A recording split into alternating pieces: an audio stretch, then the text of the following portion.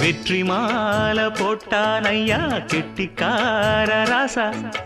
முத்து போல கண்டான் அங்கே மொட்டு போல ரோசா சொந்தம் இங்கே வந்தாள்னு சொன்னாவன் லேசா காணாதத கண்டா அப்ப ஆனானையா பாசா என்னாச்சு இந்த மனம் பொன்னாச்சு அட எப்போதோ ரெண்டு மட்டும் ஒன்னாச்சு கடவாயா மச்சானே யோகா இப்போ உண்டாச்சு அடுக்கு மல்லி எடுத்து வந்து தொடுத்து வச்ச மாலை